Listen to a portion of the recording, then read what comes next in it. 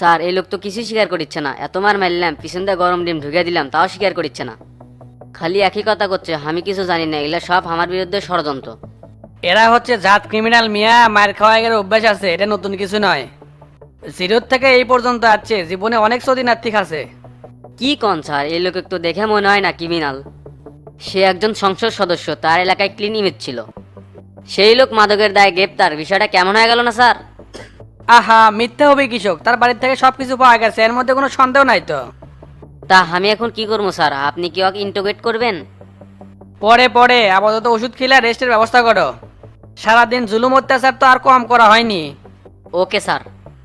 রাজন, আর একটা কথা, ওনাকে যে দল থেকে বহিষ্কার করা হচ্ছে সেটা কি উনি জানে? কেমনে জানবে, এখন পর্যন্ত কারোর সাথে দেখা করবার দিনই তো। গুড গুড, এটা একটা গুড পয়েন্ট। ওনার যে পিএ ছিল, ওনাকে গ্রেপ্তার করো নাই?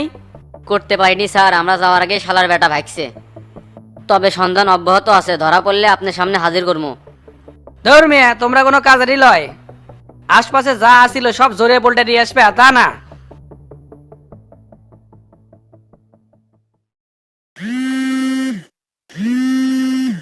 এই লোক আবার কৃষক ফোন দিল।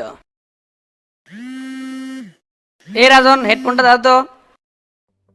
ওকে স্যার, দিচ্ছি। আসসালামু আলাইকুম ভাই, কেমন আছেন? ওয়ালাইকুম আসসালাম, ভালো আর ছিলেন কোনটি? আজকাল দেখিচ্ছি থানার মধ্যে আইনি চর্চা ভালোই হচ্ছে। কি যে কন্যা ভাই, আইনের জায়গাতে আইনের চর্চা হবে, এটাই তো স্বাভাবিক। আমি আবার ব্যক্তিগতভাবে কোনো কিছু করি না, আইন যেদিকে যাই আমি সেদিকেই যাই। তা তো অবশ্যই, কিন্তু অতিরঞ্জিত হলে অনেক সমস্যা। তাই এমপি সাহেব যে ধরে লেগেছেন, সেই কেসটার খবর কি কন তো? পুলিশের স্পেশাল ফোর্স মাদক সহ তাকে হাতে নাতে ধরছে। এমপি সাহেব জনগণের সেবার নামে তলে তলে মাদকের ব্যবসা করতেছে, আর পুলিশ কি তাকে ছাড় দিবি?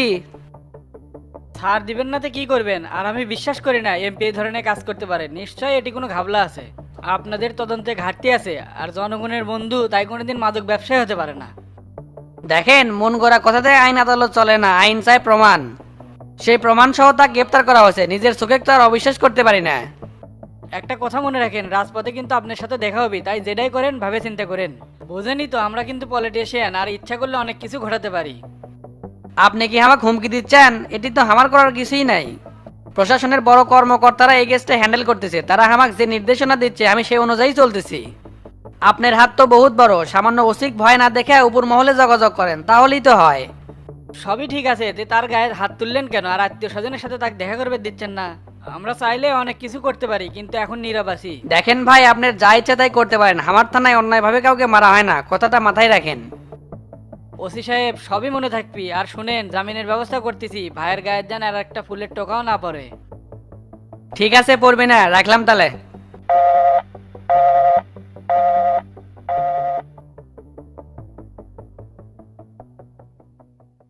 দুনিয়ার সব আলতু ফালতু লোক ফোন দিয়ে ঝাড়ি মারে। এসব জোর চোরদের কারণেই দেশটা আজ নষ্ট হয়ে যাচ্ছে।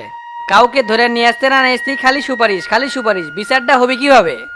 শালা তোর বিরুদ্ধে খালি একটা কমপ্লেন পাই, সেদিনই বুঝতে পারবো পুলিশ কি জিনিস। সেন্ট্রি, ইয়ে স্যার। ড্রাইভারকে গাড়ি বের করতে বলো, ইমিডিয়েটলি বের হবো। Okay sir.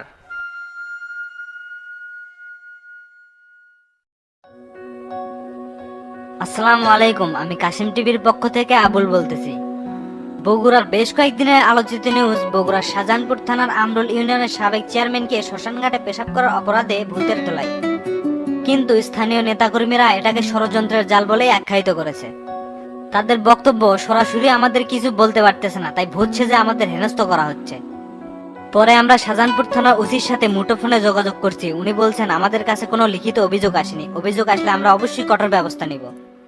আমাদের বগুড়ার রিপোর্টার সালেক শফিক চেয়ারম্যানের সাথে দেখা করতে চাইলে ডাক্তার বলে উনি এখন কথা বলার পরিবেশে নাই। ডাক্তার আরো বলেছেন উনি মাথায় প্রচন্ড আঘাত পাওয়ার কারণে ভুলভাল বকতেছে। উনি যেন মিডিয়ার সামনে কোনো উল্টাপাল্টা কথা না বলেন, এই জন্য তাকে ইনজেকশন দিয়ে অজ্ঞান করে রাখা হচ্ছে।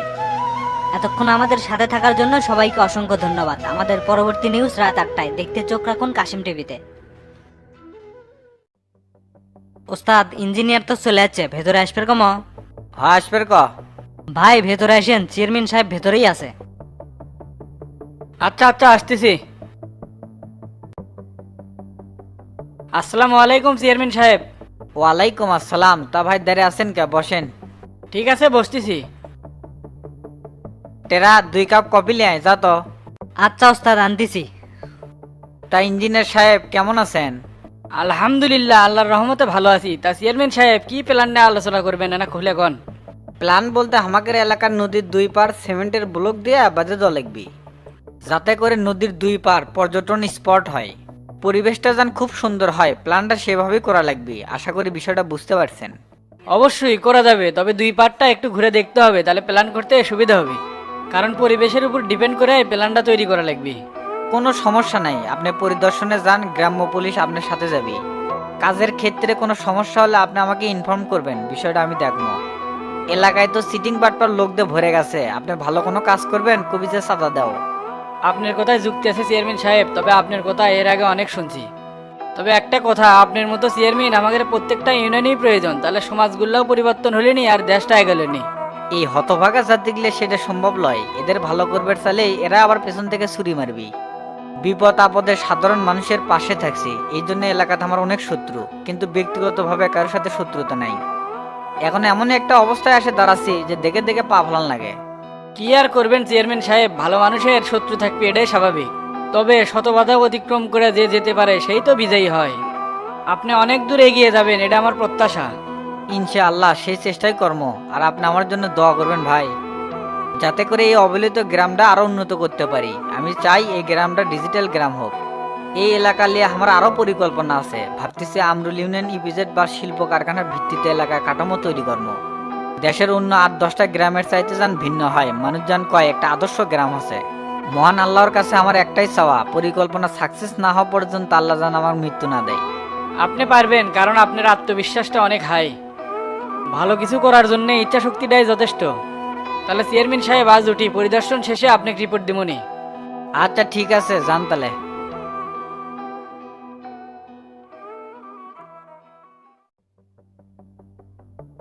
তো ওস্তাদ, ইঞ্জিনিয়ার সাহেব চলে গেছে?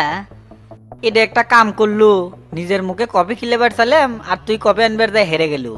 পরিষদের কপি শেষ হয়ে গেছে, তাই দোকানত আনবে গেছিলাম, এই জন্যই তো দেরি হলো। হসে হসে। আর শোনেক, ইঞ্জিনিয়ারকে একটা কাম দিলাম, নদীর 2 পার পর্যটন স্পট হবে, তাতে করে এলাকার লোকজন সকাল বিকেল ওটি হাঁটপেরও পাবি এবং ব্যায়ামও করে পাবি। ওটি এমন একটা সৌন্দর্যের স্থান তৈরি কর্ম, মানুষজন দেখলে কয় যে না, কাম একটা করছে। কিন্তু আমি তো চিন্তা করিচ্ছি আর একটা এলে তৈরি করলে অপকর্ম বেড়ে যাবে, মাদক সেবীদের আড্ডাখানা হয়ে যাবে ওটা। এমনি গ্রামের মধ্যে মাদক আর রাজনীতি ঢুকছে, এতে করে গ্রামটা একবারই পচে গেছে। হাই হাই রে, মানুষ যে আর কুলুবাজ আছে, একজনের গোয়ারাটা আরেকজনের গোয়াত লাগাচ্ছে। সবকিছু বুঝে শুনে এই সিদ্ধান্ত লিছি, এলাকার থেকে কিভাবে মাদক দূর করতে হয় সেই প্ল্যান আমার মাথার মধ্যে ঘুরিচ্ছে, খালি সময়ের অপেক্ষা মাত্র। শোনেক, একটা আদর্শ ইউনিয়ন তৈরি করতে হলে এগুলোর দরকার আছে, এই জন্য মূলত কাজগুলো করা। আর মানুষ যাতে কোনোভাবে অপকর্ম না করতে পারে সেই জন্য সিসি ক্যামেরা আশপাশে লাগে দেবো। আমার এলাকায় মাদক, চাঁদাবাজি, টেন্ডারবাজি কোনো কিছুই থাকবে না, এটাই আমার লাস্ট কথা। ওস্তাদ, আমি জানি আপনি পারবেন। তাহলে তুই এখন গাড়ি বের করে, দুপুরে আজ বাড়িতেই খামো, খুব খিদে লাগছে। আচ্ছা ওস্তাদ, বের করিচ্ছি।